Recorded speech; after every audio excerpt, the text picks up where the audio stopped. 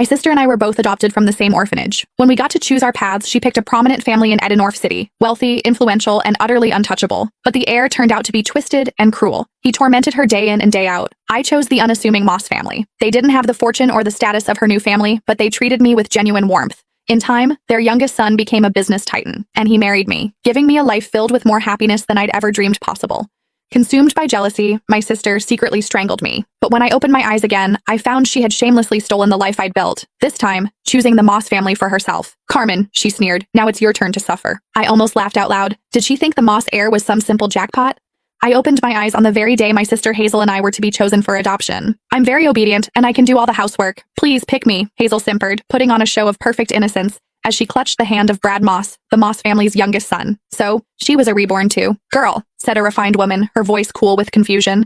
"I thought you said you liked our family." She was Alexander Moreland's mother. The Morelands were the first family of Edenorf's elite, though the heir himself, Alexander, was nowhere to be seen. "I changed my mind," Hazel retorted, shrinking behind Brad as if he were a human shield. "Is that a crime?" Mrs. Moreland's face tightened. "Such a fickle child is unworthy of the Moreland name." Then her gaze softened as she turned to me. "You seem like a good girl. Come with me. We have a son at home you'll like." I simply nodded and took her outstretched hand. A triumphant gleam flashed in Hazel's eyes, as if she'd just won a great victory. But she had no idea. While everyone feared Alexander's eccentricities, I was far more terrified of Brad, a guy as cold and venomous as a snake. In my last life, I had spent years desperately trying to escape his grasp. This time, she had unknowingly done me the biggest favor imaginable.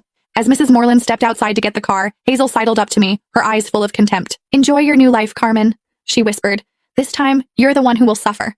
I didn't even bother to reply. Her gloating was nothing more than a clown's performance. She thought she had secured a fresh start, but the joke was on her. She hadn't escaped a fire. She had just jumped headfirst into a hell far more brutal than she could ever imagine. After I arrived at the Moreland estate, Mrs. Moreland gave me a private suite and hired a small army of tutors for piano, dance, and etiquette. She was gentle but frank. "Sweetheart, I'll be honest. I adopted a daughter to find a suitable match for my son. You must apply yourself. Alexander returns from abroad in a month.